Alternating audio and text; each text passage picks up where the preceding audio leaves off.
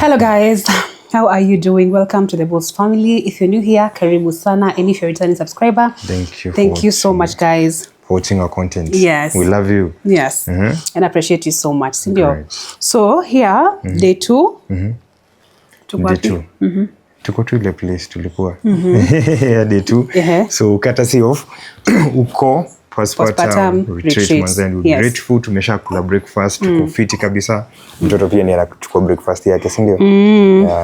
So tunafanya nini leo kama uko na idea? So today we've been joined by the beautiful Dr. Okay, stop introduce. What has introduced so that you get to know her today, isn't it? Okay. Exactly.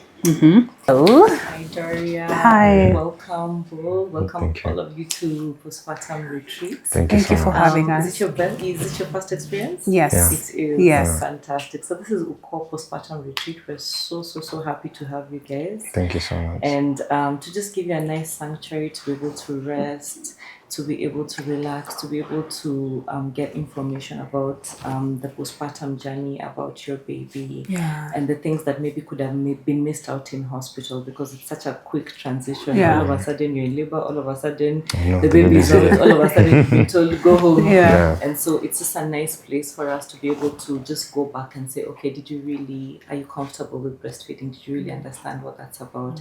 Are you happy with how, your baby is being taken care of?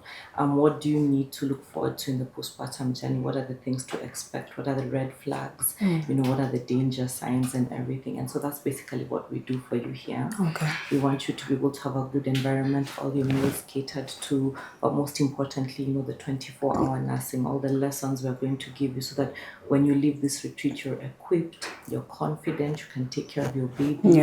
And then also we give you all the contacts of everybody who attended to you here. So if you ever want to continue with us at home, then you have all our numbers. If you have any questions, if you have any queries, you can be able to see everyone that you saw here. Lovely. So it's just that, holding your hand throughout this entire process. So today we're going to do the OBGYN review. My name is what? OBGYN.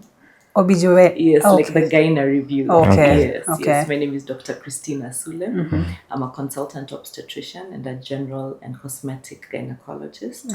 I run Alora Medical Practice. We've been running it for 5 years. We have 5,000 clients, so we're a big clinic. And we've been catering to 5,000 women over the past 5 years. And I think that allows us to know exactly what you need for this particular experience. So I just want to know a little bit about your pregnancy journey since we're meeting for the very first time and your delivery, so then I can know how we can curate this experience for you better. So tell me, this is your first baby? Yes. Tell me how your pregnancy was like.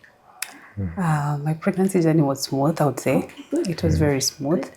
Apart from we had some 2 or 3 hiccups and that I'm not comfortable saying on the camera. No worries. Yes. So, but everything was okay. The process was smooth till the last minute. Yes. So tell me what happened. How did you end up having a cesarean section? Oh my goodness. Because it's always usually a dramatic story. It's never so. I know.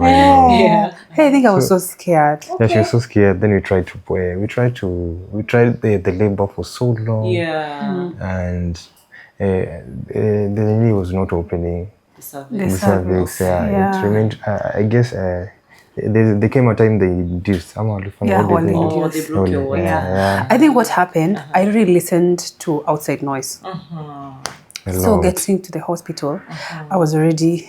She was really scared. I was very scared. So I labored for around 14 hours. Oh my, okay. Yeah, 14 hours. You give it a good try. Yeah, she did. 14 hours. So after 14 hours, the doc came, tried to measure.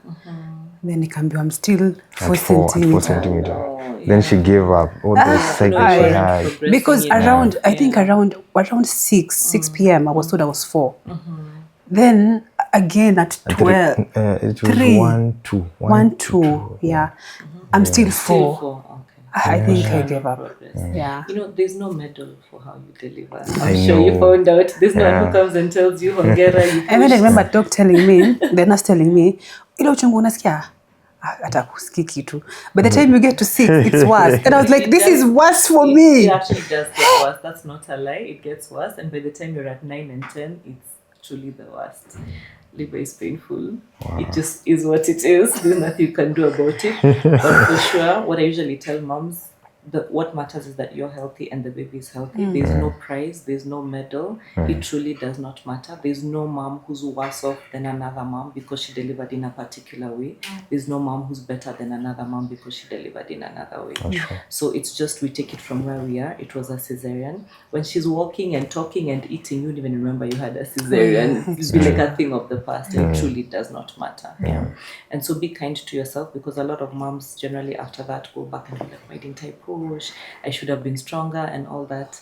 Truly none of that matters. Don't ever tell yourself that. It truly does not matter. You're just as good a mom as the one who pushed. So all right, so what I want us to do today is also talk about what we're gonna do afterwards. Like, what is your contraception journey going to look like? Because that's a visit that you're gonna have with your OBGYN in just a few weeks.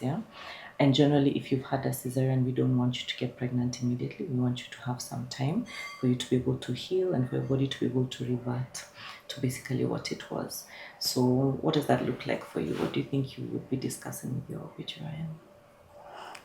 To be honest, we haven't. You haven't thought about it. Okay, and that's now is a good time to just contemplate, see what that's going to look like. And because those are some of the questions that you will be discussing with your OBGYN in your 6-week review. So that's something that's very, very important, because sometimes you do have moms who get pregnant immediately and then it makes the next pregnancy a high-risk pregnancy. So you do need to give yourself a little bit of time. So just start thinking about that, see what it looks like, get the right advice. Don't listen to everyone out there. Mimi niliwekwa hii, kanifanyia hii. Just think about it yourself, get the right information. I'm here for you in case you want any of that information. Discuss with your OBGYN as well, and then just have a plan on that. So tell me, what has breastfeeding been looking like in the last few days? It's been difficult. It's been difficult. It's difficult. But with time, a day at a time, I'm learning. You're doing well. I've observed, and you're doing well. You're doing much better than I was when I was a new mom and I was a gynecologist. It can be a very difficult experience.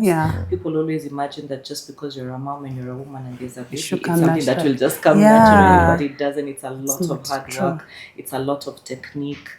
There's a lot of skill involved, but also there's a lot of support and encouragement that's involved. And when you get the right support, it always works out, and it works out well. And even for the moms that it doesn't work out, like if you find, milk is little, or after a few months, you're like, okay, this is not the journey I expected to have. It's not, I'm not making as much milk as I wanted to. That's also okay. That's also okay. Today, you're going to speak to the pediatrician and he'll let you know what that journey looks like. At any point, if truly milk production is a challenge, please don't beat yourself up. Get out your bottle, put formula in it, and move on. Because a fed baby is the best baby, not a hungry baby. And a comfortable mother is the best mother. Not a mother who's thinking, where's the milk, struggling and all that. So see how it goes. If breastfeeding goes well, fantastic. If it doesn't, also just know every alternative you take, we're here to support. There's always someone to hold your hand and say, okay, this didn't work out. This is how we are going to do this. So for me, I didn't have that, but also I was very intent on women breastfeeding when I was a gynecologist and not a mother. But now as a gyne and a mother, I understand, okay, it doesn't always work out. And I think also karma hit me and I was producing almost nothing. And so now it was time to say, okay, this is not working out. And I think support is what just makes the entire difference, right? So what I want us to do today, I want to have a look at your wound. I just want to see how it's healing. I have a liquid dressing, that we're going to spray on it. It's waterproof. It's really amazing. I don't know if you had any hospital. Yes, I did. So we're going to respray it. We're going to have a look at it, just if there's any pus, if there's any bleeding. It just gives us an opportunity to review you. And also just when you go and see your gynae, it'll just be a much better healed wound because of this review. The other thing is I want us to briefly just mention what the red flags are in these first 2 weeks. So if you get a severe headache, if you start bleeding, if you get fever, if you get severe abdominal pain, those are actually red flags. You need to either contact us or contact your OBGYN and let them know. Some mothers get an infection, some mothers get high blood pressure after delivery, and these are the signs to look out for. So because you're not able to diagnose yourself, we just tell you, look out for 1, 2, 3, 4. If your vision changes, if you start getting a really bad discharge, or you bleed, or you get abdominal pain or fever, those are things that you should look out for. Yeah, so just let any of us know and we'll sort it out. Dizziness? Dizziness is neither here nor there. And let me tell you why. Because sometimes when you have a cesarean, you lose a lot of blood, so you become slightly anemic. So when you get a little bit dizzy, let us know. But sometimes there's not much we'll do about it. It's just the anemia. But as you take your iron after delivery, your hemoglobin will improve, and then the dizziness will go away. Cool. And then we'll have a mental health specialist come and take care of you. In the West, we have 4 times when a woman is reviewed for postpartum depression. In Kenya, we have 0. So here, we're going to review you for that. We're just going to do a quick screen. The doctor will let you know what that's about, because this period can be very emotional. You can find a lot of sadness. You can find yourself not bonding immediately with your baby. If you feel any of those, you need to just mention it to the mental health specialist, and she'll be able to take you through. She'll also be able to address the relationship dynamics, because babies change that a lot. You find yourself more roommates for a while before you actually get back to friends, before you actually get back to a couple. You're just roommates who are taking care of this person. So that dynamic will also be discussed with you, just to give you that wholesome care. Beautiful. So, amazing. awesome. I'm really loving this. Good. I'm glad you like it. Yes. I'm glad you like it. Yeah. Great. So, any questions? No, I think I'm okay. Yes, I'm still lying. Yes, it's a learning journey. By the time we leave 3 days from now, we'll be pros. Yeah. All right. So we head So over we to can there. examine. Okay. But now we have someone who's booked from Canada. She's having a CS because she has twins. She's going to stay for 30 days. Here. Yeah. Hmm? Yeah. She's going to stay for 30 days. What? Yeah, because she's like, her husband lives abroad. There's nobody to help her. She's alone. Like, it's very difficult. How will she travel? She'll travel with a nanny and a sister. Okay. They'll stay, the 3 of them here, actually. Hey, me have mad respect for this. For sure, for sure. It's not an easy journey, by the way. It's not an easy journey. Did you get an epidural in terms of the pain? They didn't, like... I opted for it, and then it was too late. No, not during labor. There's the epidural that we give after the CS. After the CS? Yes, there's extra pain control we give after the CS, so that as you go home up to 3 weeks, the pain is down. Did you get that extra one? No. Okay, there's usually an extra one. So when the CS is over, so usually awake during the CS, then now you lie on your side, and then they add epidural to your back after the baby is out. Because it brings the pain down so much. Like, they block almost this entire area. You're walking at home, talking, you're able to lift your legs, breastfeed. It's so nice. So now you know. So the next baby you say, I want extra blocks. Just tell them I want extra blocks. I can't get it now. No, it's too late. Too late. Yeah. Oh my it's God. done like immediately the surgery is over. Why don't you have all this information in the hospital? That's the I wish thing. I So knew. generally, you're supposed to have like a consult with the anesthetist before you deliver, Oh, so okay. that he explains to you what an epidural is, when it's early, when it's too late, what he's going to do after the cesarean, like what options does he have for you. You know, not just arriving and being like, give me whatever you guys have. So that's the time now to have that. It's actually done, that consult, at 34 weeks with the anesthetist, so that you have time to think about it. You make your decision nicely. You're like, this is actually what I want to do. In Kenya, we have it. Yes, I do it for all my patients. For real. But not all hospitals, though. All hospitals have it. But we're it not depends all. on the anesthetist. Does the anesthetist actually do it? So it depends on your anesthetist. Okay. Now I know. Yeah. So the next baby, you say, I want extra block. Yeah. After the CS, I want extra block. Insist.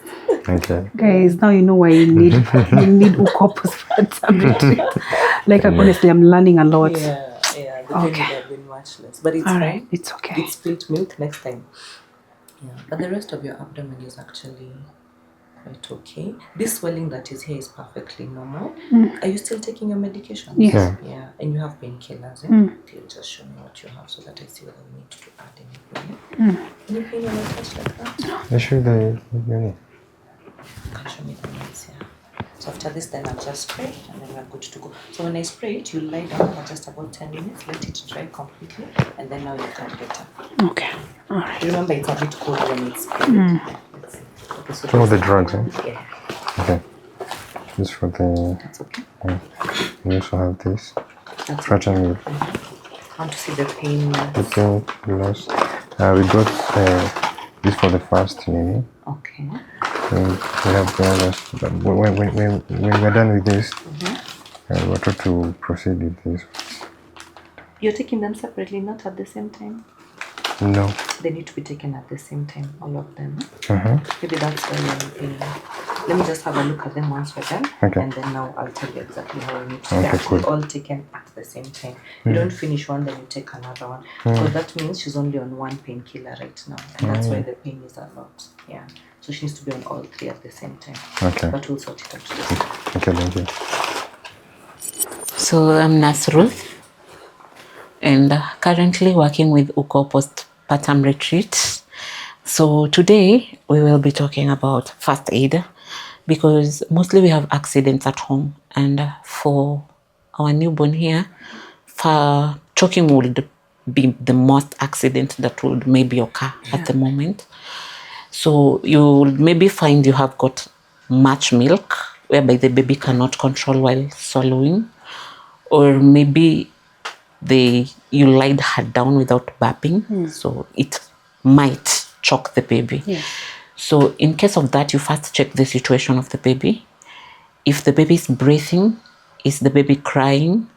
Because if they're crying that much or coughing vigorously, that means if she's choked, then automatically it will dislodge itself. But if she's trying to cry but no sound, trying to breathe but straining, and trying to cough but not coming out, so that's where now you are supposed to start your first aid for baby before maybe an assistance arrive. But before you start your first aid, you can first call for assistance. That's maybe an ambulance or maybe your transport as fast as possible. So what you do when baby is choked, you first stop breastfeeding, check for the breath and everything. If not, and they're straining, use your forearm. Baby will lie on your forearm, facing down. The face of the baby should be down. On my palm? Yeah, on your palm. Okay. And then these 3 fingers of yours on baby's chest, while these 2 on baby's chin. Are you getting it? Yes. Yeah. So the baby has lied upside down. So if the baby is lying upside down, that means these 3 fingers will be holding the chest, and these 2 will be holding the baby's chin. Trying to support it. But make sure the chest is higher, but the head is a little bit lower that way. So when the baby is in that position, you'll have got, this is your heel of the palm. What you do at that moment, here at the middle of the back of baby's back here, you use your palm and then you give back slaps, but not hard, but gently. So 1, 2, 3, 4, 5. Then you turn baby. Yes. When you turn baby and it has not dislodged, because definitely when you're doing that, it should support to come out. Okay. If it's not, now you press on baby's chest. You look at the nipples of the baby, and then in between, use your 2 fingers and press it. It's called chest thrust. So it will help whatever that is choking baby to come out. Yeah. If not, you've done all that for within let's slightly 5 to 10 minutes, and it's not working. That's when now we do CPR. CPR is an emergency treatment which is given when one has stopped breathing. So that's where you lay baby on a flat surface. Again, you just using the nipples of the baby with your 2 thumb fingers. You see baby is small, so this both of your palm behind baby's back, okay? And then these 2 thumbs of yours cross across the baby's nipple, then comes together, okay? So you give baby compressions. That's what you are calling CPR. When you compress, you do, if you are 2, you're both 2, you can give 15 compression, and then he gives life breaths. Okay? 2 life breaths, 15 compressions. But when you're alone, you do 30 and 2 life breaths. But while you're doing that, you're already waiting for help to come. Yeah. So mostly to prevent choking, ensure that you burp the baby, even in between feeds, ensure you burp the baby. Ensure there is a good latch, good position. And when you have more milk, ensure you express before putting baby on the breast. It will really help to avoid baby choking. Okay. Yeah. Any question? No. No question? Yeah, I think that's okay. Yeah, but in case you want to consult, you can just call. There is no problem. Okay. You said once I lay the baby upside down, Yeah. it's tapping. Yeah. Okay. But gently. Okay. Yeah, so that it can, whatever that is choking the baby will come out. And if it comes out, so you're making sure that baby's head is down and the chest is like a little bit raised. Yeah. So when it comes out, it just, yeah. What about nini kupuliza hapa? Yeah, it also helps. Okay. It helps a lot. Okay. Yeah. All right. Any question? Any other question? No. You have one. The hiccups. Oh, I think hiccups is just making sure she she breastfeeds with the right position, latching is correct. It will making sure she doesn't breathe. Doesn't suck air. She doesn't suck air, and it will really help. So you'll find out that those hiccups will reduce. If it was more than 5 times, the number will come down because you've already done a good attachment, done well latched, the baby is well latched, and it will really help. Yeah, and then also when you start bottle feeding, I feel kichwa iko down. For sure. Most of the time support the head so that you can. That's why. And to do that, what you do, ensure that ako kwa kona ya mkono yako, then that's how you're straining. And then your palm kwa bambam, then ensure you lift her a little bit. Yeah, akae vizuri. Sawa hivyo. Yeah. So, and then when you start bottle feeding, even if you're not the one bottle feeding, ensure that those ones who bottle feed the baby for you, tell them that they should not just give the baby because it can choke the baby. So, ni pole pole, so that the baby ana reflex ile ya kuswallow kubwa kama mtu mzima. So ensure that they just feed her correctly. Yeah. Okay. Noted. Okay, that's no it question? For... Yeah, that's it for CPR. All right. Yeah. Okay, and sometimes when the baby is sleeping, I noticed that the other day she was sleeping and then she choked. Even when she's sleeping, you just do the same thing. Yeah, you can. But mostly when she's sleeping, you ensure that she doesn't face up. Yeah. And then you can side to side, ensure you change her side to side, and also tummy time. Tummy time can help. It's not only on the bed. Even dad can do dad can do the best tummy time for baby. So you see, that's whereby, I don't know how you'll pose it, but it's okay. You ensure that your arm passes through the baby's legs, then baby lies here while facing down. So you can either carry her like this or like this. So, and you're just doing your work with the other hand, and the other one is giving baby tummy time. So it's not specifically that she has to lie on the bed. When she's already, the cord has already fallen off. Okay. That will really help. Okay. Yeah. So not only side by side or maybe facing up in supine position, then the head is on the other side. So just ensure that she doesn't lie with the head. So even if she's vomiting or choking, whatever that is coming out of the mouth will just go down. Yeah. It won't choke her back again. So yeah. Thank you. Is it. Thank you so much. Okay, thank you too. Yeah, guys, here at Uko Postpartum Retreat, I'm really getting to learn a lot that I didn't know actually, and I think it's very helpful for new moms. What do you think? True. Yeah, for new parents also. Yeah, for new parents, it's very important. So I think it's very important for you to book your stay with Uko Postpartum Retreat. Of course, mshajionea. Haukuja hapa kulala tu. Unakuja hapa kukula peke yake. You eat, you sleep, you drink, and you learn. How cool is that? Yeah, so guys, make sure you book your stay at Uko with Uko Postpartum Retreat, and I'm sure you'll get to learn a lot like we are doing right now. Yeah, especially for new parents. Where?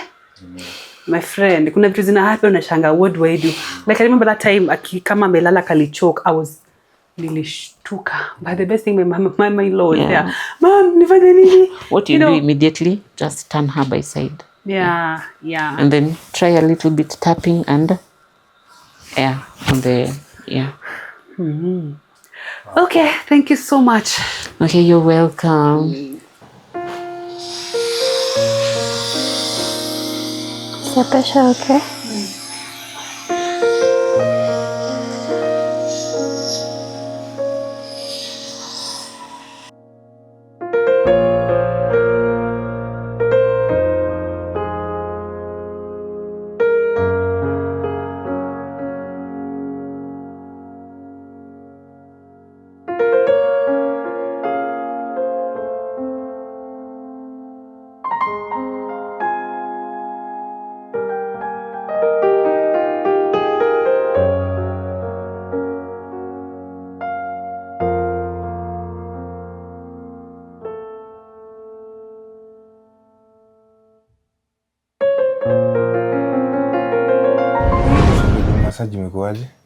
Well, let me tell you, it was not easy because of the wound. So, but I'm really grateful for the lady. She was very helpful. So alikuwa ananisaidia kuturn na turn side ingine. We did where we could. Kufanya part zote. Yeah, tumefanya tu penye tunaweza. And then you remember my legs were very swollen. Yeah. Thank you, chef. They were very swollen. Size you can see. Zimeanza kufunguka sasa. You see? And this other one, you remember? Yeah. No. Like my legs have really zimeacha kuswell venye zilikuwa zina swell before. And I feel like she has really done a good job. She has tried her best. Yeah. Thank you so much. Mimi nilikuwa nimejiekelea ukifanya nini? Yeah, that's why he looks sleepy. Yeah, so actually I didn't know like a CS mom can have a massage. I know. I didn't know. And I feel like she has done her her level best. Yeah, I feel like a newborn baby. And I feel kashi because I just want to eat, nimalize, go sleep the whole of this afternoon. Ninyonyeshe baby, nilale. Yeah, I feel so refreshed. I feel so relaxed. I feel like a newborn baby. But let me tell you guys, if you're a new parent, or actually if you're a CS mom, you need this. Yeah. So bad, you know, especially the massage part of it. You need it so bad, and you need to book with Uko Postpartum Retreat. Yeah. So we have our lunch. Yeah. Lunch iko tayari. I have a question for you. Ulilan lini kwa ule nurse? Ule mwenye ile emergency. In case mtoto ameshow. So unafaa unamgeuza. Saidia mkifanya video wenye ulikuwa unafanya, unamgeuza this side. Unamshika hapa, then nyuma kwa mgongo, si ile kumpiga but unaguza mara 1 2 3 4 5. Oh, so you know. Of course I know. So in case anything happens, you're there. Yeah, so I think we are learning a lot. Nalearn vitu mingi sana. Ndio. Mimi nimelearn by the way, nimelearn vitu mob sana. Nini ngine umelearn? I guess hiyo ngine tu nimelearn medication yako after tumeongea na daktari. So nitajua venye unafahamu. Nilikuwa naona kuna medication maybe tulikuwa tuna hata zingine which nimeona zimekuwa helpful, zitasaidia. I guess nikitoka hapa nitafungua kliniki yangu pia, nianze kutengeneza watu. Haya, sawa. Kama ni shule itu aje? There was Baba Shiko's clinic. La femme. There was femme. Itachukua la. Anyway guys, so we are having our lunch here. Yeah, so what do we have here? Is nasikia ni chicken but in catfish. It's chicken, I think. Amenini na scrum na nini. Okay, sijui. Wacha niache kujifanya mjuaji. It's chicken. Yeah. Today we're having chicken and chips and some greens. Yes. And some salad here. Some salad. I know this one is mine. Wewe upendi salad. Lakini avocado, you know, when best to avocado sana. Yeah, so you can see our food. Sijui kama mnaona food yetu vizuri. Utaiona tu hapo. Yeah. Ooh, and I love the setup. Ni setup, nitangu aje? Presentation. Yeah. Ni presentation, nitangu presentation. See arrangement. Anyway, guys. Yeah, I love the presentation. This guy has been sleeping. And I will, yani, it's my retreat. Na ni kama ni yako. Also, si hata mimi lazima nilalia hapo. Nikiona sasa hizi wametulia, ngoja hata mimi nijekele kidogo. Juu pia mimi babe silali. Hata wewe unajua. Unajua kwa actually nimetuzive almost hizi videos zote naambianga watu ametoka kulala. Amka to shoot. Ametoka kulala.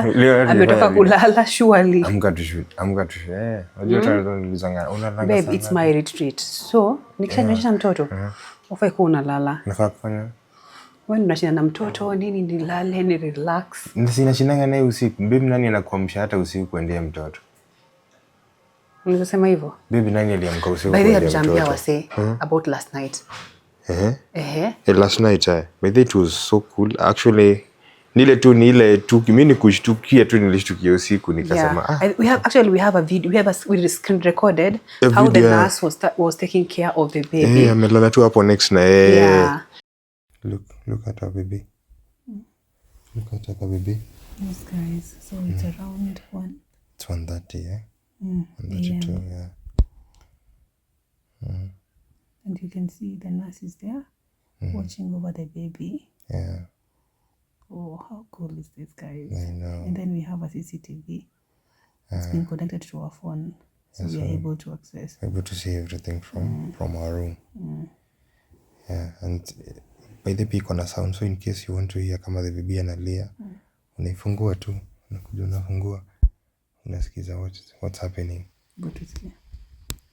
Umetulia tu sahi. So baby amelala. Yeah, amelala. Wow. It's so nice. I know, then you can rotate it. Oh. Yeah. Wow. I know, thank you so much. Postpartum retreat. We are grateful. Na alafu hiyo CCTV uzuri wake you can be able to relate uangalie vizuri venye environment pia iko. Unaweza pia sikia kama mtoto analia. Exactly. You know? Yeah, they have a CCTV, they connect it to your phone. In case anasumbua unamwambia just mlete kwanza anyonyeshwe alafu. So I guess mara ya kwanza niliamka nikapata ndiye ameamka na yeye. Mtoto ndiye ameamka. Nikaa tuliamkanisha na yeye. Nikapata ndiye anazungushwa na nasa akifanya what do you call it? Akimsult tu nikamwambia maybe ni njaa juu ndio gidhaa yake ya kunyonya mlete. She first kwanza apewe mnyonyo alafu aendelee kulala. After that akaenda kalala na alikuwa tunafanya tu kazi poa. Yeah, basically what we're trying to say, they have a CCTV. Yeah. And they connect it to your phone. So we're going to show you that small clip over here because we screen recorded at night. You are able to see what the nurse is doing with the baby. You're able to see whether the baby is asleep ama analia. As a mom, you feel confident that I'm sure you're away from you. You know? Yeah, so that's one thing I loved about it. About this retreat, by the way. But I'm sure you're in the other room. Unaweza kumaccess. You know? Yeah, so we enjoy our lunch. I can't wait to indulge. I know. Appetite nayo uko nayo. But ni poa. Thank God. Ile fakwa yangu. Gani? Hii ni mingi ama? Kwani amekuwekea chicken mingi kuniliko? Nitakuongezea. Kuongezea hii. Hebu taste ndio uamini usiseme ati It was chicken, it was beef, it was.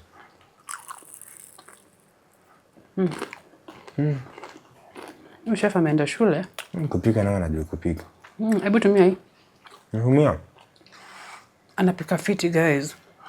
So ukiwa hapa hauna stress asijua kwenda kitchen, ndapika nini, nakula nini. Washapanga kila kitu for you. Wewe ni kuamka, ukae chini, ukule, urudi kulala. Imagine na mtoto anaangaliwa. Na unapika food fresh kabisa, fresh kabisa. Yani sasa yenye libaki ndio mnakula. Ati ama unaekewa fridge hapa imekaa hapana, ni kitu yani angalia kama ile ni. Salad. Babe. Yes, baby. Kama kuna kitu umeweza.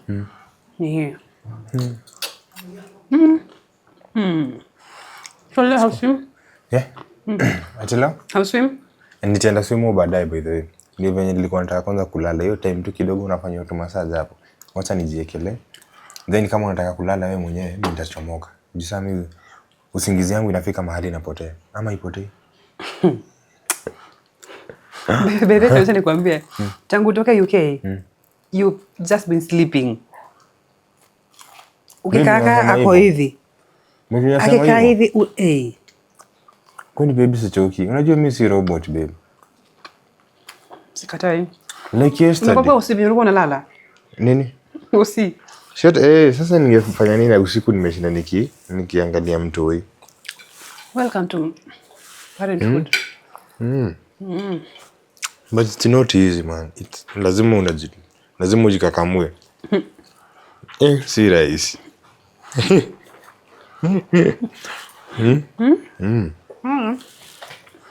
So we're having our lunch, and then after this, we go and relax. Okay, yeah, thank you so much, guys. I don't even know what to say. Thank you for keeping us company. And if you're not expecting a baby, ama you're not a new mom, you can tell a friend. You can recommend a friend. Uambie kuna kitu inaitangwa uko postpartum retreat.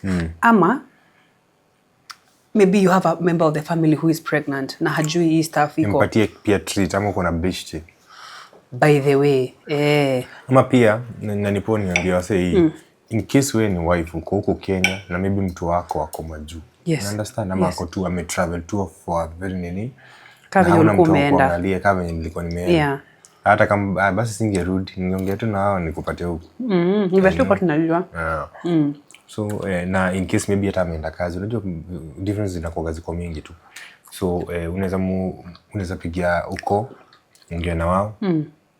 Wanakujia hata time ya hosi wanakujanga mtu hapo kwa hosi. From yani ukitoka tu hosi ukidischargewa kuna nurse hapo.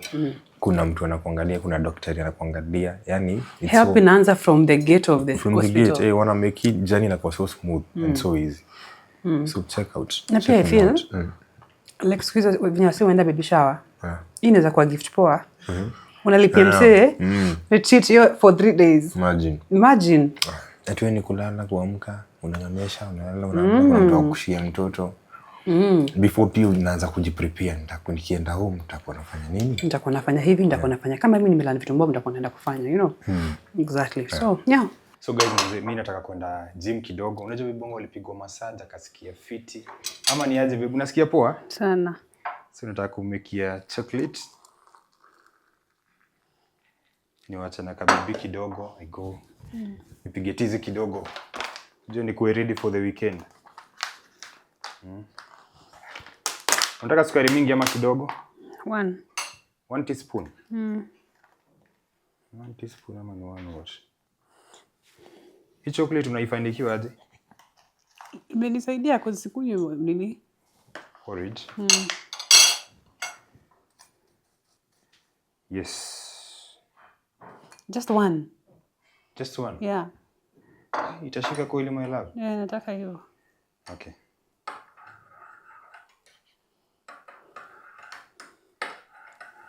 Hii JBL inaonekana kila mahali. JBL by the Mkata Phone Place Kenya. Thank you so much Phone Place Kenya. Sasa hii lazima ni unajua inanipatia momentum pale kwa gym. Si kwa gym kuna radio yake. Kwa gym kuna radio yake. Hata kama kuna radio yake, mimi nataka kujichezea ngoma zenye nataka. Naweza cheza Mugithi, naweza cheza anything that I want. Moto. Moto ngoja iponde ukunywe. Sawa. Si ndio? So I'm coming baby, love you. Kabibi kangu.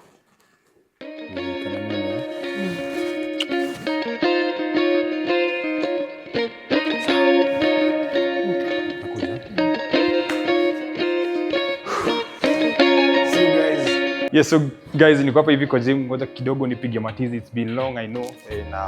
But ina feeling ni time poa pia ni relax kidogo kuna pia kuna swimo. So I guess nitaanza kwanza nipige gym leo. Kesho naweza ingia swimo, you know. Na thank you so much to Postpartum retreat manze, so nimeenjoy sana. It's not all about pia mabibi zetu ama the wives. Na get wanaangalia kila msee na feel niko fiti size na niko ready. Wacha tupige matizi kadhaa hapa hivi. Yes.